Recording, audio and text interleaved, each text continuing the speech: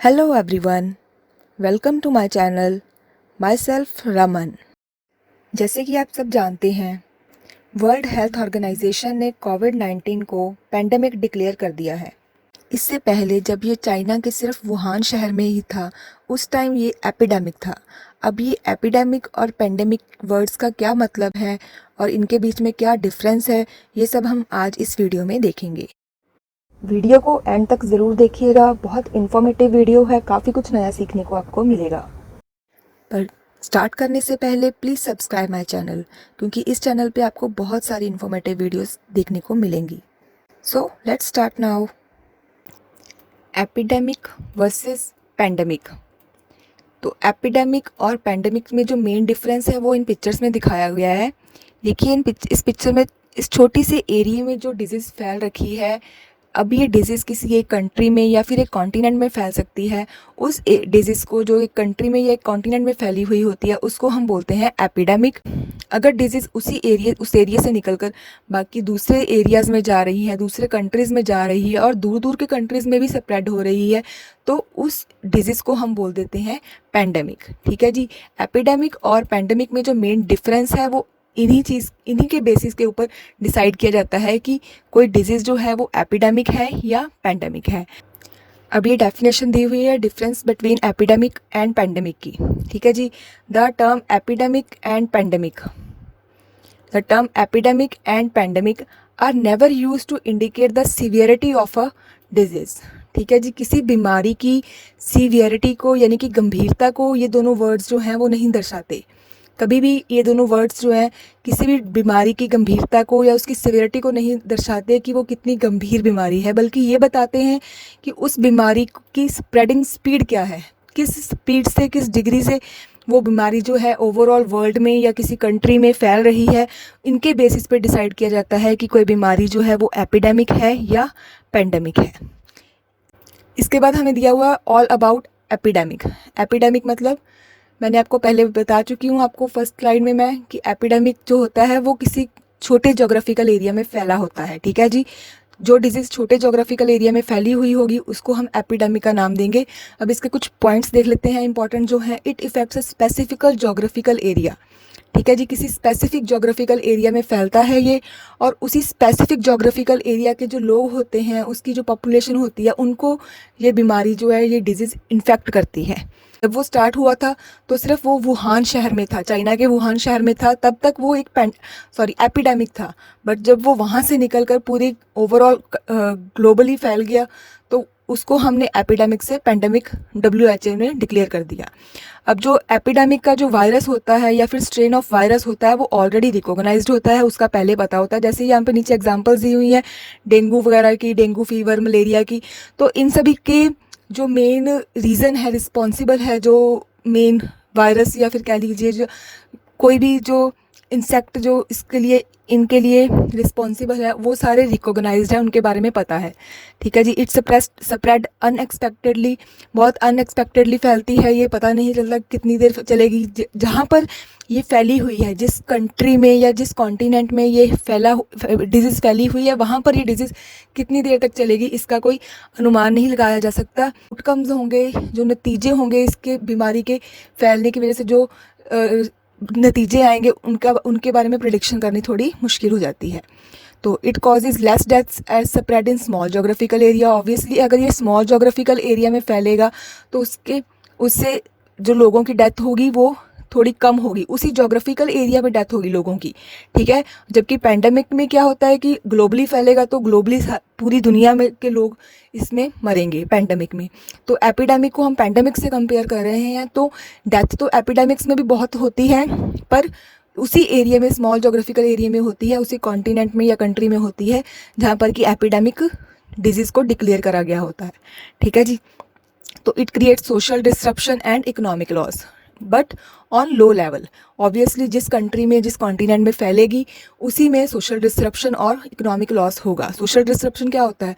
Social disruption होता है कि जो सोशल लाइफ है लोगों की जो सामाजिक ज़िंदगी है उसमें कुछ रुकावट आना, ब्रेकडाउन होना, या उसमें कुछ जो उनके रूटीन के काम हैं उनको उनका बंद होना, उसको बोलते हैं सोशल डिस्ट्रप्शन।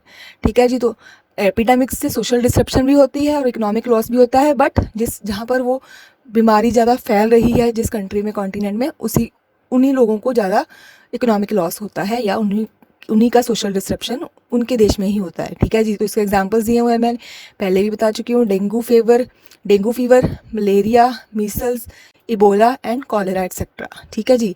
अब इसके बाद हम देखते हैं इसके में पैंडेमिक। तो अब पैंडेमिक के बारे में बताया हुआ है, मैंने आपको पहले भी बताया था कि पैंडेमिक जो होती है वो होती है ग्लोबली जो चीज़ फैली होती है। ठीक है जी। पैन का इसको हम ले सकते हैं यहाँ पे कि पूरा वर्ल्ड, और डेमिक का होगा पॉपुलेशन। डेमिक से हम पॉपुलेशन को रेफर कर सकते हैं। तो पॉपुलेशन मतलब पूरे वर्ल्ड की पॉपुलेशन जो है जिस डिजीज से प्रभावित हो रही है उसको हम पैंडेमिक बोलते हैं। ठीक है जी। तो it affects wide geographical area almost globally. तो पूरे देश में ही, मतलब पूरी दुनिया में ही ये जो डिजीज़ फैलती है उसको हम पैंडेमिक का नाम दे देते हैं। ठीक है। अब जो कोविड-19 है उससे पूरे टोटल 188 कंट्रीज़ जो हैं उससे इन्फेक्ट हो रखी हैं। ठीक है जी।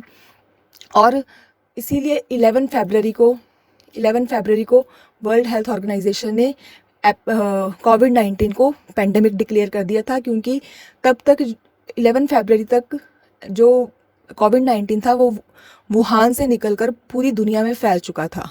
ठीक है जी। जब वो पूरी दुनिया में फैल गया तो WHO ने उसको 11 फरवरी को उसको पैंडेमिक डिक्लेयर कर दिया।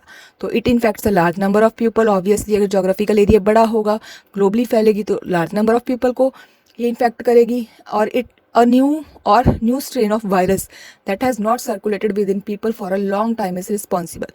ठीक है जी। पैंडेमिक के लिए जो वायरस रिस्पॉन्सिबल होता है वो हो सकता है कि दुनिया में लोगों पर बहुत लंबे समय से उसने अटैक ना किया हो या उससे बहुत ज़्यादा लोग लंबे समय से प्रभावित ना हुए हों। ठीक है जी। जो भी इस वायरस के लिए होता है, जैसे अब कोविड-19 के लिए बताया जा रहा है, उसके लिए जो वायरस रिस्पॉन्सिबल WHO ने डिक्लेयर करा है वो है SARS-CoV-2। तो WHO ने इसको डिक्लेयर करा है कि कोविड-19 के लिए ये वाला वायरस जो है वो SARS-CoV-2 रिस्पॉन्सिबल है। ठीक है जी। And no any idea of disruption का कोई आइडिया ही नहीं होता ऑब्वियसली। अब देखिए पूरी दुनिया में लॉकडाउन हो रखा है, तो पूरी दुनिया ही इकोनॉमिक लॉस में भी जा रही है, तो सोशल लाइफ भी लोगों की बहुत ज़्यादा डिस्टर्ब हो रही है। तो इससे डिसरप्शन बहुत ज़्यादा फैलता है पैंडेमिक से, and it occurs in wide range और ग्लोबली। ठीक है जी। क्योंकि ये ग्लोबली फैलता है, बहुत ज़्यादा बहुत विशाल जगह पर फैलता है, इसलिए इसकी डिसरप्शन का कोई आइडिया नहीं लग सकता। बहुत ज़्यादा डिसरप्शन होती है कहने का मतलब। तो कॉजेज मोर डेथ्स, इससे डेथ्स भी ज़्यादा होती हैं। We can say that correct statistics are difficult to maintain. Obviously अब कोई बीमारी जो है वो पैंडेमिक बन चुकी है, पूरे ओवरऑल वर्ल्ड में फैल चुकी है, तो उसमें वर्ल्ड में फैलने की वजह से अब कुछ कंट्रीज़ होती हैं जो डाटा जो है वो दे रही हैं सही तरीके से, मतलब पूरी इन्फॉर्मेशन दे रही हैं अपनी कंट्रीज़ के बारे में कि इतने लोग पॉजिटिव आ रहे हैं, इतने लोग नहीं आ रहे पॉजिटिव, या इतने लोग कितने डेथ्स हो रही हैं, कितने रिकवर हो रहे हैं। तो ये कंट्रीज़ पे डिपेंड कर रहा है कि वो कौन सा डाटा मीडिया को शो कर रहे हैं।